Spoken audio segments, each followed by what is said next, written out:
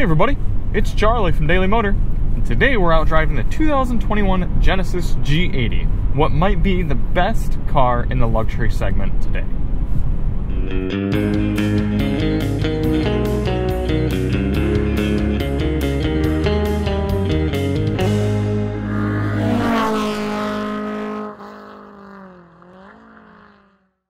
Bold statement, I know, but the G80 nails a sweet spot between the sportier, less luxurious G70 and the big Luxobard's G90.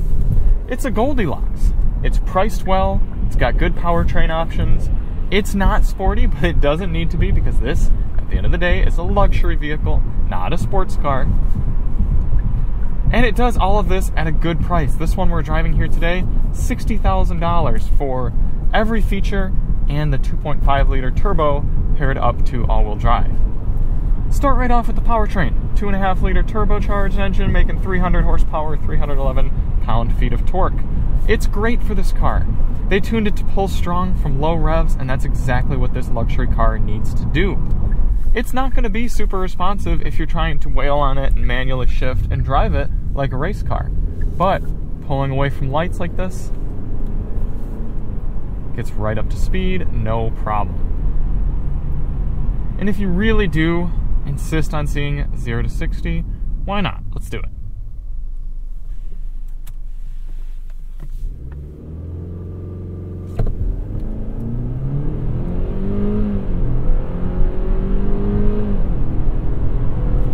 Yeah, it gets up to speed. It's plenty fine, people.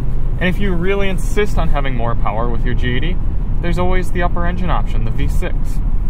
But for all sorts of driving that your typical luxury car driver would need to do, this 2.5 is plenty adequate.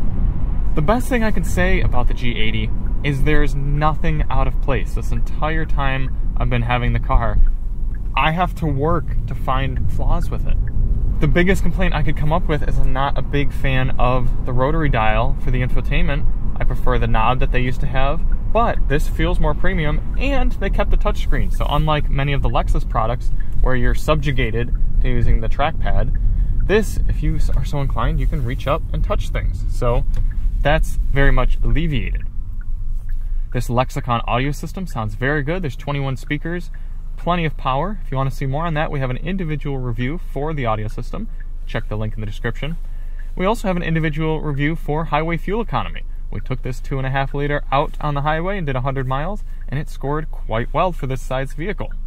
Regardless of where you do your daily driving, the G80 is going to excel. If you're doing city driving, this engine's plenty peppy, transmission is competent, it's relatively quiet, it's got stop-start that you can turn off with a button. And if you're up here running on the highway day in and day out, it's plenty comfortable for that cruising as well. Get up to speed, set the very competent adaptive cruise control with one of the market's best active lane keeping systems. You just sit back and cruise. This is a fairly loud section of concrete highway, and even here, plenty peaceful.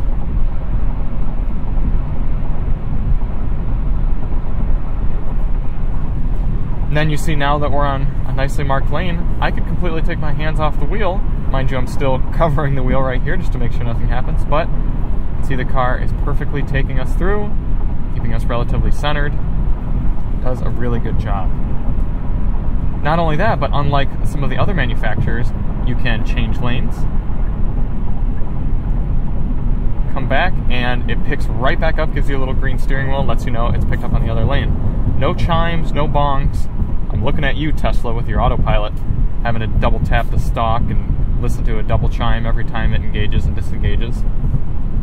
My only complaint is that after you turn cruise control off, the adaptive steering stays on, so you have to manually turn that off each time. If money were no object, would I take this or a Mercedes-Benz E-Class? I'd rather have the E-Class. There's no arguing that. I do think the G80 looks better, but other than that, I think the E-Class is a more luxurious product. However, you've got to factor in the price.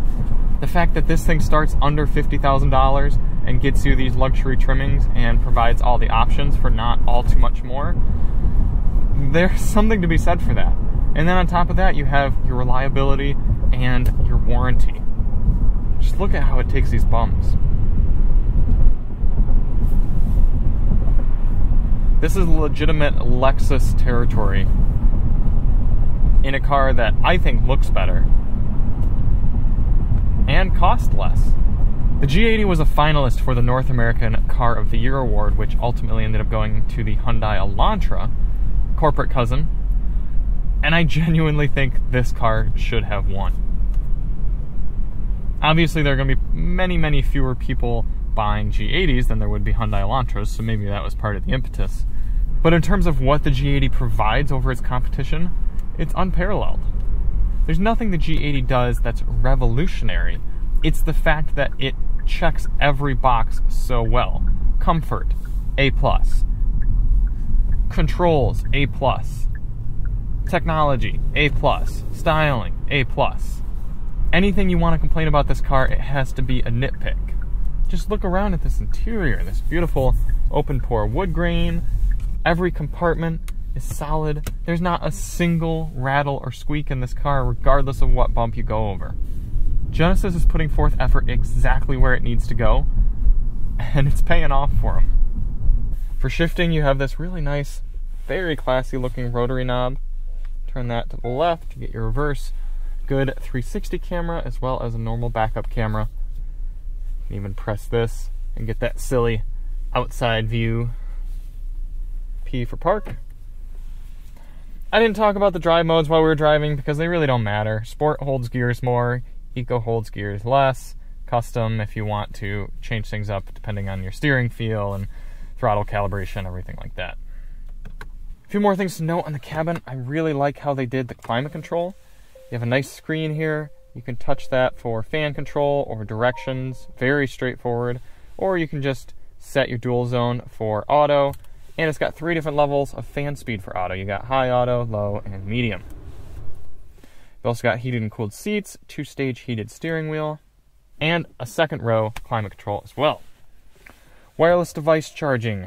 2 USB-A ports in front, although only one of those is for data. Well-sized center console. Beautiful looking seats.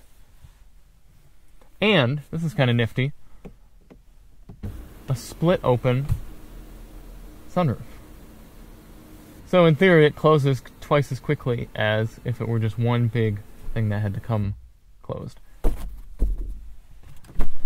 Let's get out and take a look. I do apologize, this thing is dirty, but right now it's the type of weather that if we were to wash this, it'd be dirty by the time we left the car wash. Still gives you a chance to see these beautiful wheels. Wouldn't want to be the one hand cleaning those, but they look sweet. I love Genesis' new design language with the dual headlights. The grille can be a little much for people, I get that, especially since it's almost 2 grills. But I really appreciate how they've made a unique image for themselves. And people are going to start to know what a Genesis is on the road as soon as they see it. This back is absolutely filthy. I apologize, guys. Pop the trunk open. Fairly standard mid-size luxury sedan trunk, but I do appreciate the nets in here. There's a compact spare underneath. Seats do not fold, but there is a center pass-through if you have some longer items that you want to try to fit.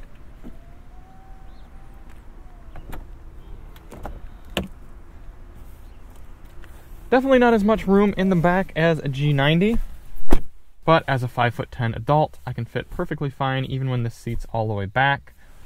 You've got some sunshades that can go up there. You also have one for the rear. It can be controlled from this big center flip-down armrest, in which you'll find cup holders, heated seat adjustments, and a nice center storage compartment. Everything, again, so solid and premium. The climate controls down here, all very uniform. Perfect place to be. One last thing to demonstrate in the G80 is the key. Very nice, very solid, lots of buttons, and that's because using the key, you can lock it and then remote start, and use the key to drive the car forward and backward. Say you were in a tight parking spot or a tight garage space, you can hold this,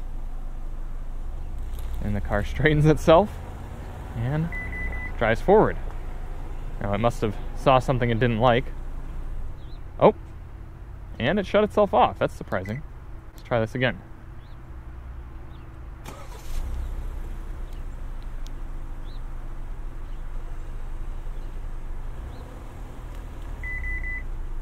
Man, it really doesn't like something.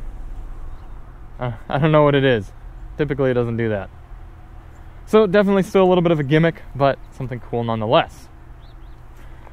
The Genesis G80. So refreshing to have a car that's so recommendable for all of you. Thank you all so much for watching. If you want to see more on the G80, check the links in the description for our sound system test and our highway fuel economy test. And we'll see you on the next one. I'm Charlie from Daily Motor, and as always, drive on.